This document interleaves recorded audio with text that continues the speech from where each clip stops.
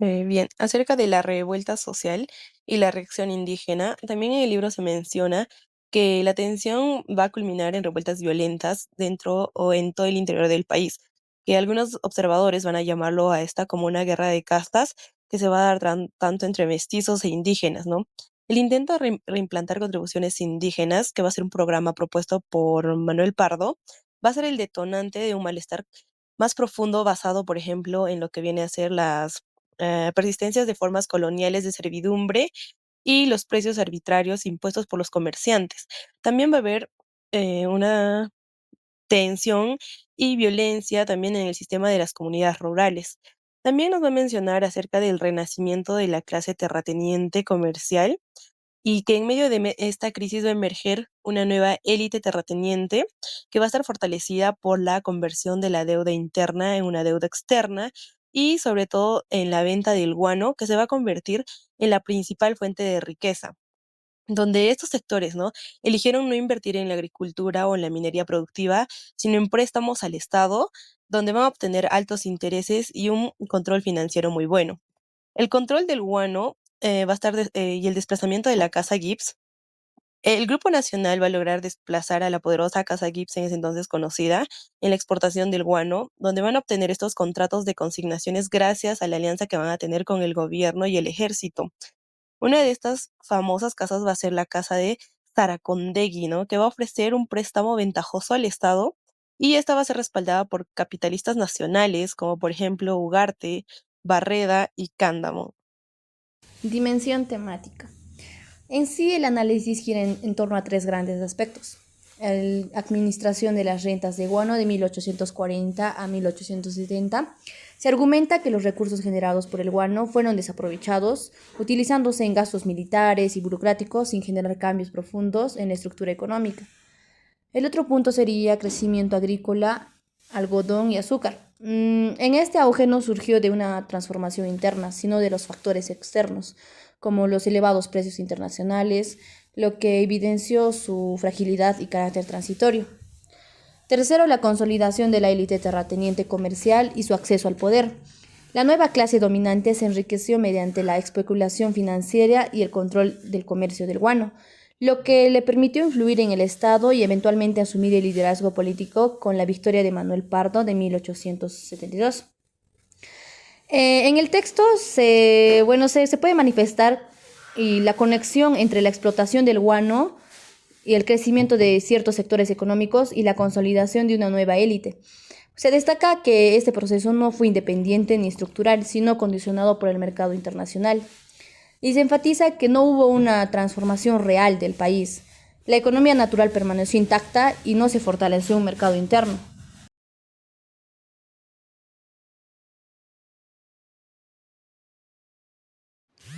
El cambio en la exportación del guano. El cambio en la exportación del guano. Como sabemos, hasta mediados del siglo XIX, el guano era el principal recurso económico del Perú, ya que este fertilizante natural era altamente valorado en la agricultura europea por la riqueza que tenía, como el nitrógeno, el fósforo y el potasio. Esto hizo que se convirtiera en la mayor fuente de ingresos en el Estado peruano. Inicialmente, el sistema de explotación del guano funcionaba mediante los contratos de consignación, es decir, las casas comerciantes extranjeras, que eran principalmente británicas.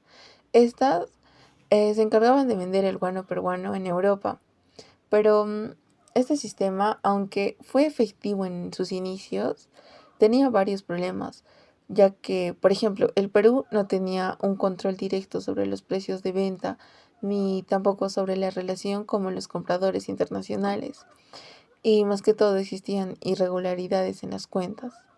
En cambio, existió un cambio radical que fue en 1869 bajo el gobierno del presidente José Balta y su ministro de Hacienda, Nicolás de Piérola, ya que ellos van a decidir eliminar el sistema de consignación y lo van a reemplazar con un contrato directo y exclusivo con un solo intermediario.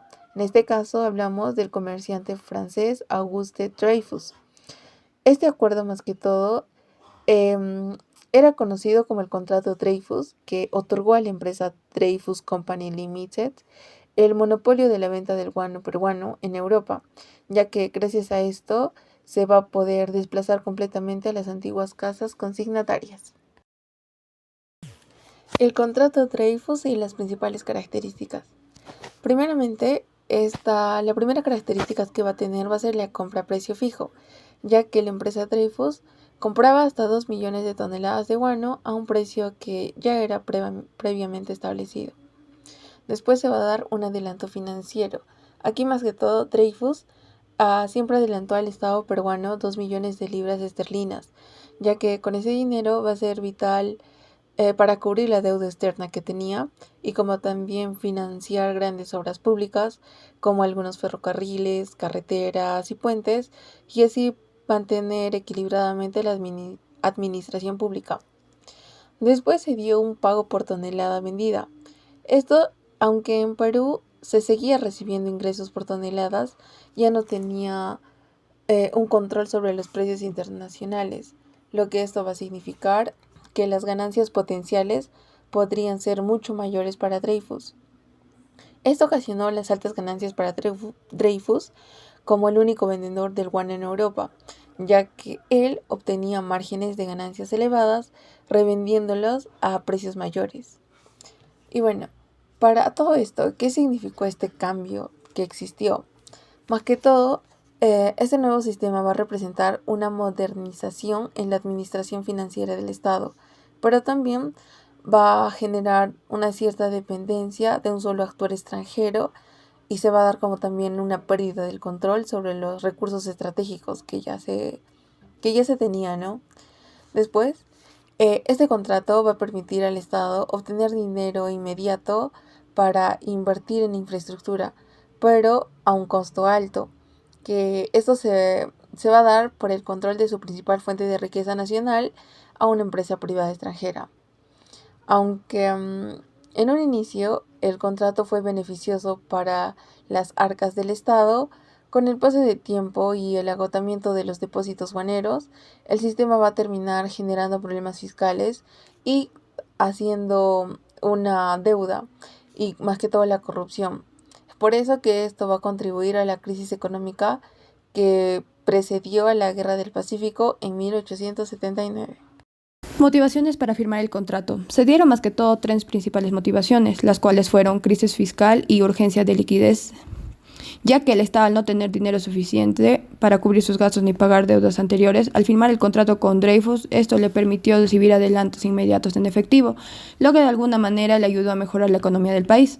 Otro fue la modernización e infraestructura. Balta, más que todo, impulsaba un ambicioso plan de obras públicas como puertos, telegrafía, entre otras, para lo cual se necesitaba capital urgente para financiarlo, por lo que la venta anticipada del guano parecía más que todo una solución viable. Después, por último, se dio obviamente lo que era la corrupción y la expresión de élites, ya que algunos sectores de élite política vieron el contrato como una oportunidad para enriquecerse rápidamente, ya que detrás del discurso modernizador también operaban intereses privados, los cuales influenciaron más que todo en la toma de decisiones de ese entonces. Consecuencias de la era del guano. El Perú totalmente quedó atado a una empresa extranjera que pasó a controlar el comercio de su recurso más valioso, por lo que la soberanía económica se vio gravemente afectada y aunque el país recibió dinero rápido, se incentivó también lo que era un modelo de endeudamiento constante, el cual fue respaldado en expectativas de ingresos futuros. Cuando el guano se agotó, cayó su precio, el Estado colapsó financieramente, por lo que en vez de industrializar el país o diversificar su economía, los fondos se despilfarraron en gastos improductivos, por lo que no hubo una inversión real en el desarrollo del país. Críticas que surgieron por el guano. Más que todo se dio la crítica por el historiador Heraclio Bonilla, el cual consideró el contrato como un factor clave para el colapso del Estado peruano en la década de 1870 y que este representó más que todo la pérdida de soberanía económica y el inicio de una profunda crisis estructural. También se dio la ampliación de desigualdades, ya que mientras unos pocos se enriquecieron, la mayoría de la población, que eran campesinos, trabajadores, sectores rurales, siguieron siendo marginados, por lo que el guano no benefició al pueblo, sino a una oligarquía privilegiada. Incluso en ese momento ya había voces que denunciaban el contrato como un acto de corrupción y una traición a los intereses nacionales. Ahora hablemos acerca de las críticas tanto contemporáneas y posteriores a este suceso. Bonilla señala que el contrato con Dreyfus fue totalmente negativo para el país. Abordemos 3 puntos negativos pues que se dieron con el contrato de Dreyfus. Una de ellas es que con este contrato pues dimos un paso hacia la pérdida de la soberanía económica. Y también facilitamos el colapso financiero del Estado hacia la década de 1870.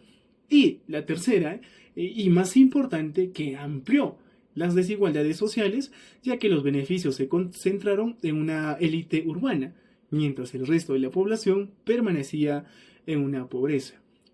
Esto incluso algunos contemporáneos ya veían este acuerdo como un acto de corrupción y una traición a los intereses nacionales.